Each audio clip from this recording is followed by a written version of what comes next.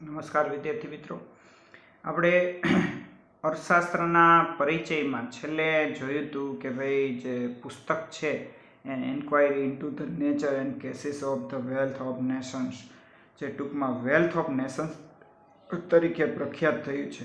આ પુસ્તકને લીધે જ અર્થશાસ્ત્રનો સ્વતંત્ર અને વૈજ્ઞાનિક ઢબે અભ્યાસ શરૂ કરવાનું બહુમાન એડમ સ્મિથને જાય છે. સૌપ્રથમ પશ્ચિમના દેશોમાં અર્થશાસ્ત્ર વિશે પુસ્તક એડમ સ્મિથે લખેલું છે, જેને આખું નામ લાંબુ છે પણ ટૂંકું એનું વેલ્થ ઓફ નેશન્સ કહેવાય છે.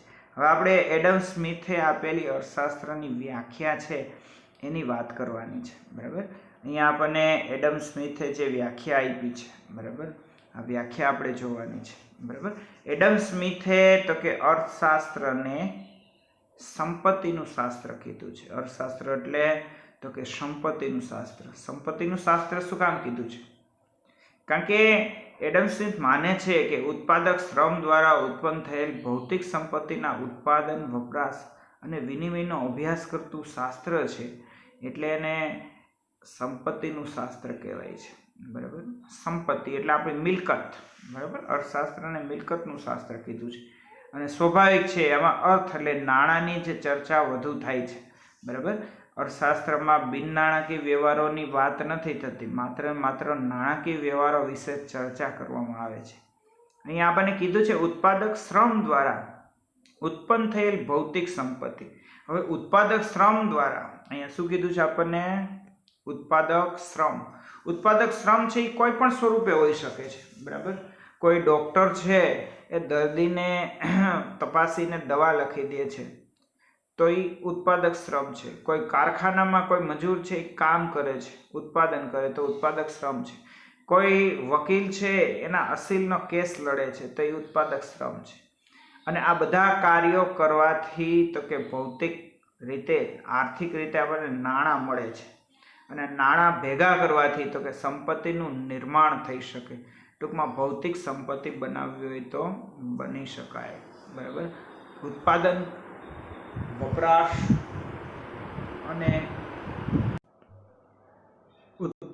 વપરાશ અને એનો વિનિમયનો અભ્યાસ એટલે કે અર્થશાસ્ત્ર કીધું છે. બરાબર, તમે કામ કરો છો, શ્રમ કરો છો. શ્રમ છે એ શારીરિક હોઈ શકે અને માનસિક પણ હોઈ શકે. બરાબર, તો શારીરિક શ્રમ અને માનસિક શ્રમ દ્વારા વ્યક્તિ તો કે પૈસા કમાય છે. આ પૈસામાંથી એ સંપત્તિનું નિર્માણ કરે છે, સંપત્તિ બનાવે છે.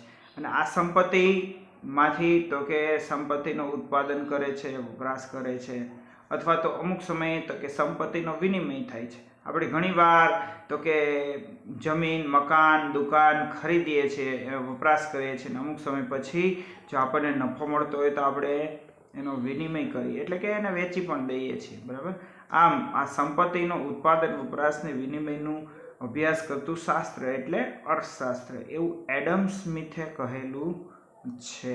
બરાબર, ત્યાર પછી તો કે એડમ સ્મિથે અર્થશાસ્ત્રને સામાજિક વિજ્ઞાનનો દરજ્જો આપ્યો છે. અર્થશાસ્ત્ર શું છે? તો કે સામાજિક વિજ્ઞાન છે. બરાબર, વિદ્યાર્થી મિત્રો, 10મા ધોરણમાં પણ તમારે સમાજમાં તો કે અર્થશાસ્ત્રના થોડાક પાઠ આવતા, જે 18 થી 21 એટલે કે 4 પાઠ આવતા, એ અર્થશાસ્ત્ર વિશે આવતા. બરાબર, કારણ તો કે તે એક બાજુ માનવીના આર્થિક વર્તનનો અભ્યાસ કરે છે, તો બીજી બાજુ તેની અભ્યાસ પદ્ધતિ વૈજ્ઞાનિક છે. શું કીધું છે? માનવીના આર્થિક વર્તનનો અભ્યાસ થાય છે, બીજી બાજુ તેની પદ્ધતિ વૈજ્ઞાનિક છે. અર્થશાસ્ત્ર છે એ માત્ર થિયરી નથી, પણ તો કે સિદ્ધાંતોનો વિષય છે.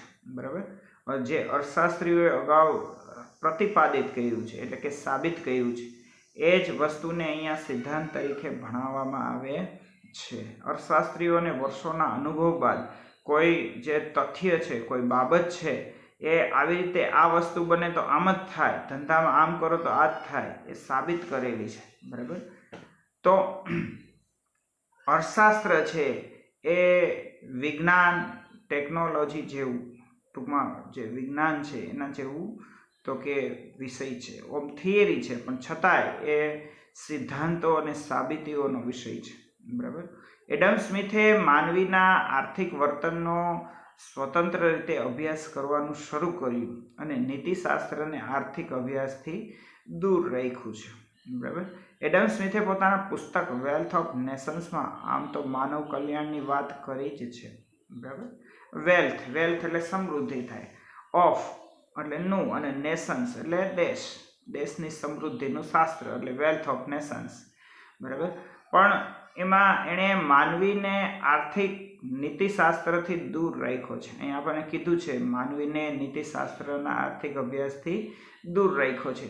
એટલે કે તમે જોઈ શકો છો કે ભાઈ જે નીતિ છે, બરાબર, નીતિ જે આપણે અગાઉ જોયું હતું, ચાણક્યએ નીતિશાસ્ત્રની સાથે અર્થશાસ્ત્રની રચના કરી છે કે ભાઈ ધંધામાં પ્રમાણિકતા હોવી જોઈએ. બરાબર.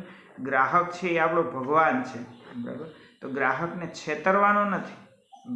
ગ્રાહક છે એ આપણો ભગવાન છે, તો ગ્રાહકને છેતરવાનો નથી, પણ ગ્રાહકને સારી સુવિધાઓ પૂરી પાડવાની છે. આપણે ગ્રાહકની જે મુશ્કેલી છે દૂર કરવાની છે, મુશ્કેલી વધારવાની નથી. બરાબર. અત્યારે તમે જુઓ પશ્ચિમની ઘણી બધી કંપનીઓ, એટલે કે બહારની વિદેશી કંપનીઓ છે, એ આપણા દેશના નાગરિકોને તો કે સારી સુવિધાઓ આપવાની જગ્યાએ છેતરવાના કામ કરે છે. બરાબર. હકીકતે આવું કરવું જોઈએ નહીં. બરાબર. તમે જો જે કંપની મેગી બનાવે છે એ જ કંપની શું કરે છે, તો કે એ જ કંપની બોર્નવિટા બનાવે છે. મેગી ખવડાવીને એમ કે ભાઈ તમારી બુદ્ધિ ઘટે છે તો તમે બોર્નવિટા પીવો. બરાબર. તો પહેલાં એ તમારી બુદ્ધિ ઘટાડે, પછી વધારવાનું કામ કરે છે. પણ હકીકતે જે છે એ એમને વધતો તો આની કાંઈ જરૂર ન પડે. વિદેશી કંપનીઓ કારખાનાઓ દ્વારા આપણી નદીઓને દૂષિત કરી, પછી એ જ કંપનીઓએ તો કે વોટર ફિલ્ટર બનાવ્યા કે ભાઈ પાણી 90% દૂષિત હોય છે. બરાબર. પણ તમે વિદ્યાર્થી મિત્રો એટલો વિચાર કરો કે આપણા બાપ દાદા છે શું વોટર ફિલ્ટરના પાણી પીતા નહોતા પીતા? આપણા બાપ દાદા મેગી ખાતા નહોતા ખાતા, પણ છતાંય એ સારું જીવન જીવતા અને સ્વસ્થ જીવન જીવતા. બરાબર. પણ ત્યારે એટલી બધી આ વિદેશની વસ્તુ કે આ બધું હતું નહીં. બરાબર. એટલે સારું. હવે આ બધું વધી ગયું છે, બહાર ખાવા પીવાનું. બરાબર. અને આ બહારની વસ્તુ, તૈયાર ખોરાક. બરાબર. જો બને એટલું ઓછું કરીએ તો વધુ સારું. બરાબર. ત્યાર પછી હવે આપણે જે એડમ સ્મિથની વ્યાખ્યા જોઈ ગયા પછી આપણે હવે માર્શલે આપેલી વ્યાખ્યા છે એની ચર્ચા કરવાની છે. બરાબર. અહીંયા આપણે માર્શલની વ્યાખ્યા આપી છે. 1890માં આલ્ફ્રેડ માર્શલે પોતાનું પુસ્તક પ્રિન્સિપલ ઓફ ઇકોનોમિક્સમાં અર્થશાસ્ત્રની વ્યાખ્યા આપતા કહ્યું છે. બરાબર. 1890માં આલ્ફ્રેડ માર્શલે વ્યાખ્યા આપી, જે પોતાનું પુસ્તક છે પ્રિન્સિપલ ઓફ ઇકોનોમિક્સ. પ્રિન્સિપલ એટલે આચાર્ય નહીં, પ્રિન્સિપલ એટલે સિદ્ધાંત, અર્થશાસ્ત્રના સિદ્ધાંતો, એવો એનો અર્થ થાય પ્રિન્સિપલ ઓફ ઇકોનોમિક્સ એટલે. બરાબર. આ પુસ્તકમાં એણે અર્થશાસ્ત્રની વ્યાખ્યા આપેલી છે. બરાબર. અહીંયા આપણને વ્યાખ્યા છે એનો અભ્યાસ કરીએ આપણે. અર્થશાસ્ત્ર માણસની રોજિંદી જિંદગીના આર્થિક વ્યવહારોનો અભ્યાસ કરે છે, જેમાં તે ભૌતિક ચીજવસ્તુના વપરાશથી સુખાકારી મેળવે છે. અર્થશાસ્ત્ર શેનો અભ્યાસ કરે છે? રોજિંદી જિંદગીના આર્થિક વ્યવહારોનો. આજે વિદ્યાર્થી મિત્રો તમે વિજ્ઞાન ભણશો તો એમાં આવશે ઇથેન કોને કહેવાય, મિથેન કોને કહેવાય ને, બરાબર, ઓક્સિજન શું છે, પાણી શું છે, આયનનું બંધારણ શું છે. બરાબર. પણ અર્થશાસ્ત્રમાં આવા કોઈ વસ્તુ ભણવાની નથી આવતી. આજે તમે સમાજ ભણશો તો ઇતિહાસ આવશે, ભૂગોળ આવશે. બરાબર. પણ ઇકોનોમિક્સ, અર્થશાસ્ત્ર એવો વિષય છે કે જેમાં જે પ્રેક્ટિકલી જ્ઞાન ભણવામાં આવે છે. બરાબર. કે બજારમાં શું થઈ રહ્યું છે, કઈ વસ્તુ છે એના ભાવ વધશે, કઈ વસ્તુના ભાવ ઘટશે, માંગ કોને કહેવાય, પુરવઠો કોને કહેવાય. બરાબર. કિંમત કઈ રીતે બજારમાં વધે છે. બરાબર. ધંધામાં નફો છે એ કઈ રીતે મળે છે, કઈ રીતે તમે માણસો સાથે વર્તન કરવું જોઈએ જેથી કરી ધંધાને આગળ લઈ જઈ શકો, તમારા માટે કઈ જરૂરિયાત છે એ મહત્વની છે, કઈ જરૂરિયાત છે એ ઓછા મહત્વની છે. બરાબર. તો આ બધું આપણને તો કે અર્થશાસ્ત્ર શીખવાડે છે. એટલા માટે અહીં કીધું છે અર્થશાસ્ત્ર માણસની રોજિંદી જિંદગીના આર્થિક વ્યવહારોનો અભ્યાસ કરે છે. જેમાં તે ભૌતિક ચીજવસ્તુના વપરાશથી સુખાકારી મેળવે છે. વિદ્યાર્થી મિત્રો, ભૌતિક ચીજવસ્તુ કોને કહેવાય? જે વસ્તુને તમે જોઈ શકો છો એ ભૌતિક છે, બરાબર. અત્યારે તમે મોબાઈલ જોઈ શકો છો તો એ ભૌતિક છે, બરાબર. અભૌતિક વસ્તુ, જેને જોઈ ન શકાય એવી વસ્તુઓ, બરાબર. જેમ કે ભગવાન આપણને આપણે ભગવાનને નથી જોઈ શકતા. હા, એની મૂર્તિને જોઈ શકીએ પણ પ્રત્યક્ષ નથી દેખાતા, તો અભૌતિક છે, બરાબર. હવા છે એ અભૌતિક, આપણે હવાને ન જોઈ શકીએ, બરાબર. તો અભૌતિક, જે નથી દેખાતું એ અભૌતિક છે. દેખાય એટલે ભૌતિક ચીજ વસ્તુ કીધું છે. માણસ છે એ ભૌતિક ચીજ વસ્તુઓનો વપરાશ કરે અને સુખાકારી મેળવે છે. તમારી પાસે ફ્રીજ નથી, તમારી પાસે ફ્રીજ આવી જાવ, તમે પહેલા કરતાં સુખી છો. તમારી પાસે પંખો નથી, તમારી પાસે પંખો આવી જાય, તમે પહેલા કરતાં સુખી છો, બરાબર. પહેલા તમે સાદા ચપ્પલ પહેરો છો, હવે બૂટ પહેરો છો, પહેલા કરતાં સુખી છો. પહેલા 2 વ્હીલર ચલાવતા હતા, હવે 4 વ્હીલર ચલાવો છો, તો પહેલા કરતાં સુખી છો. તો આ બધી વસ્તુઓ છે એ આપણને ભૌતિક સુખ આપે છે.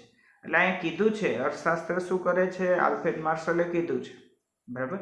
આલ્ફ્રેડ માર્શલે કીધું છે કે અર્થશાસ્ત્ર છે એ ભૌતિક ચીજ વસ્તુઓનો અભ્યાસ કરે છે, બરાબર. અને એમાંથી આપણને કઈ વસ્તુઓ છે એ સુખાકારી આપે છે.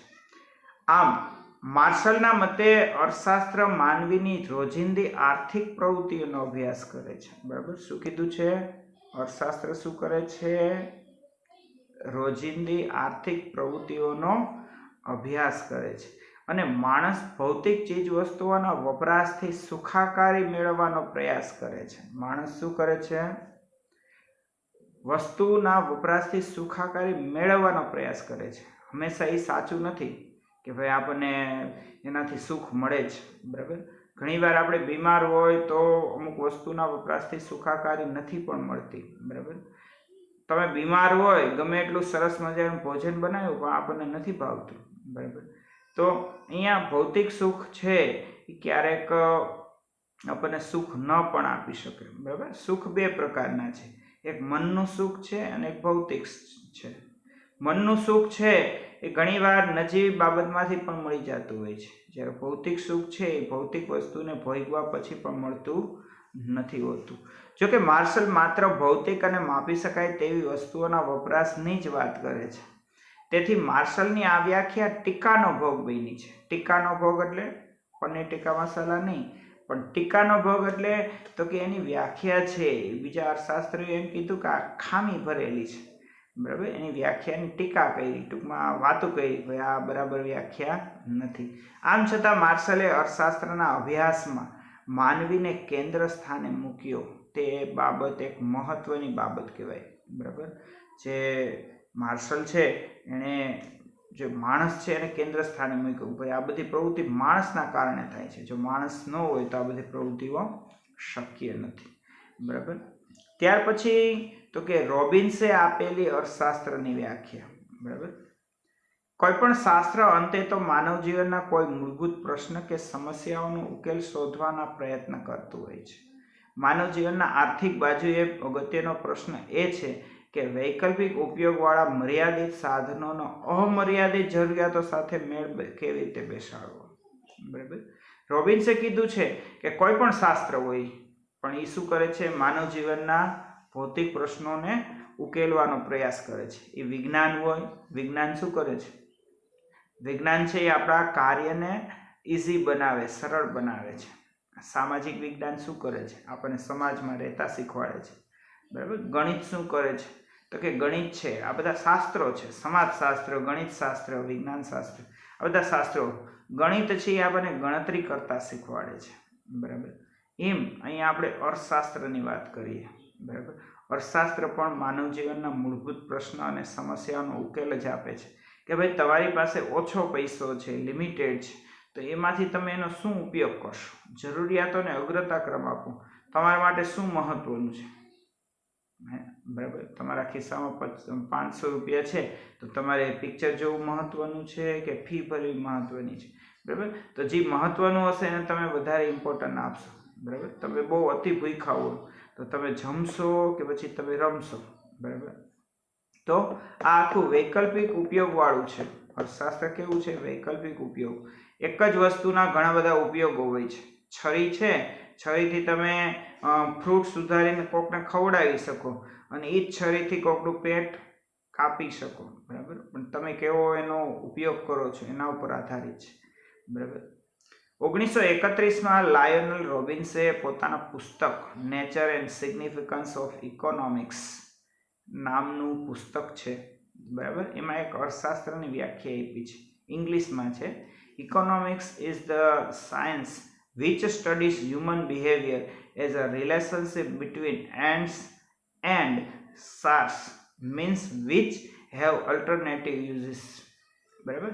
ઇંગ્લિશમાં અર્થશાસ્ત્રની વ્યાખ્યા આપેલી છે, પણ વિદ્યાર્થી મિત્રો આપણને એનું તો કે ગુજરાતી પણ આપેલું છે, બરાબર. અહીંયા ગુજરાતીમાં કીધું છે કે અર્થશાસ્ત્ર એ માણસની પોતાની જરૂરિયાતો અને વૈકલ્પિક ઉપયોગ ધરાવતા સાધનો વચ્ચે કેવી રીતે મેળ બેસાડે છે તેની વર્તણૂકનો અભ્યાસ કરતું વિજ્ઞાન છે. તમારી જરૂરિયાતો શું છે, તમારી પાસે સાધનો શું છે, તમે આ જરૂરિયાતો સાધનો દ્વારા કઈ રીતે પૂર્ણ કરો છો, બરાબર, એ દર્શાવવામાં આવ્યું છે, બરાબર. માનવીની જરૂરિયાતો છે અમર્યાદિત છે, વળી તે વારંવાર ઉદ્ભવે છે. એકવાર કપડાં લ્યો તો શું કપડાં ન લેવા પડે? લેવા પડે. એકવાર ચપ્પલ લ્યો, બૂટ લ્યો તો અમુક ટાઈમ પછી ફરી પાછા લેવા પડશે. એટલે કે આ જે જરૂરિયાતો, એકવાર ખોરાક ખાય તો અમુક સમયે ફરી પાછી ભૂખ લાગશે. તો આ બધી જરૂરિયાતો છે એ વારંવાર ઉદ્ભવે છે. આનાથી વિરુદ્ધ આ જરૂરિયાતો સંતોષવાના સાધનો મર્યાદિત છે, વૈકલ્પિક ઉપયોગ ધરાવે છે. હવે આ સમસ્યાના સંદર્ભે અર્થશાસ્ત્રનું કામ એ અછતવાળા સાધનોનો કેવી રીતે ઉપયોગ થાય કે જેનાથી માણસની વધુમાં વધુ જરૂરિયાત સંતોષાય તેનું માર્ગદર્શન કરવાનું છે. રોબિન્સે અર્થશાસ્ત્રને વાસ્તવલક્ષી વિજ્ઞાન તરીકે રજૂ કર્યું છે. અહીંયા આપણને કીધું છે માણસની જરૂરિયાત અમર્યાદિત છે. આજે માણસ પાસે સાયકલ હશે તો એને કાર ખરીદવાની ઈચ્છા થશે, કાર હશે એને વધુ સારી ઊંચી કાર ખરીદવાની ઈચ્છા થશે, બરાબર. સામાન્ય મકાન હશે તો એમ થાય બંગલો હોય તો સારું, બરાબર. તો માણસની જરૂરિયાતો અમર્યાદિત છે, પણ તમારી પાસે પૈસા કમાવાના સાધનો કેટલા છે, એમાંથી તમે કઈ રીતે જરૂરિયાત સંતોષી શકો છો, બરાબર. તો આ જે માર્ગદર્શન મળે છે તો એને અર્થશાસ્ત્ર કહેવાય છે. રોબિન્સે અર્થશાસ્ત્રને વાસ્તવલક્ષી વિજ્ઞાન કીધું. વાસ્તવ એટલે હકીકતવાળું વિજ્ઞાન, બરાબર. આ વિજ્ઞાન એવું છે કે જે હકીકતમાં તમને ઉપયોગી થાય છે, બરાબર. આજે વિજ્ઞાનના સિદ્ધાંતો છે એનો તમે રોજિંદી જિંદગીમાં વૈજ્ઞાનિકો કરે પણ તમે નહીં ઉપયોગ કરી શકો. બહુ ઓછા માણસો હશે કે એ સિદ્ધાંતોનો ઉપયોગ કરતા હશે, બરાબર.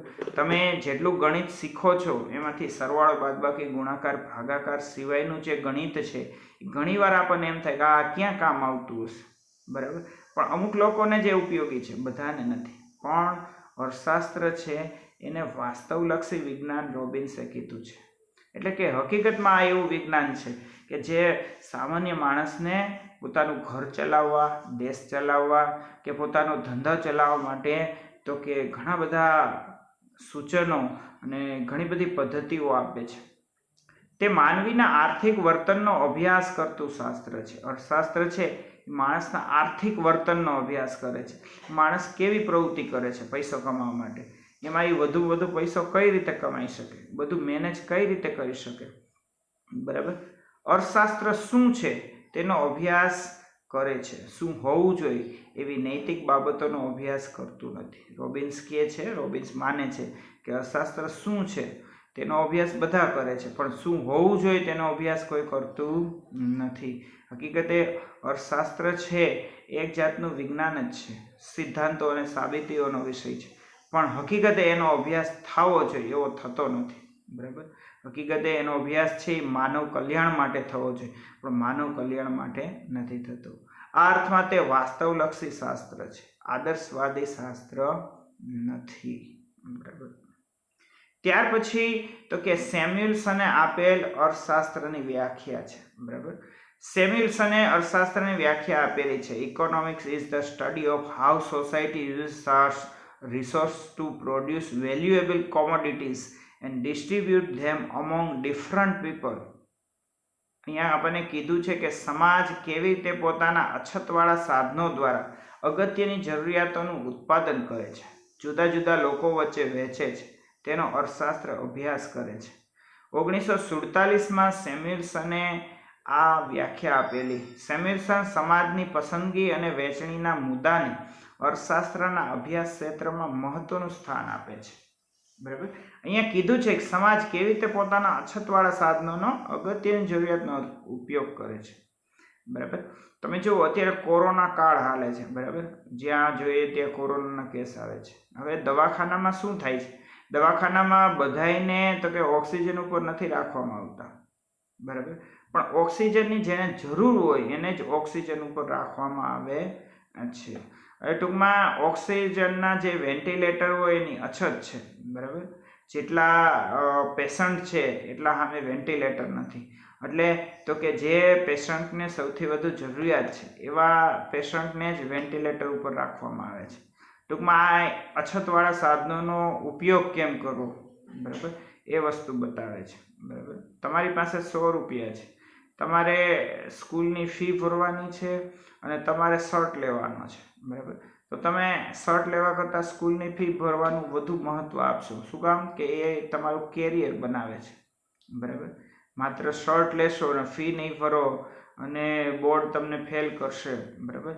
તો આવું ન થવું જોઈએ. બરાબર. તો એટલા માટે શું કરે છે તો કે મહત્ત્વ કોને દેવાનું? જે જરૂરી વસ્તુ છે એને. બરાબર.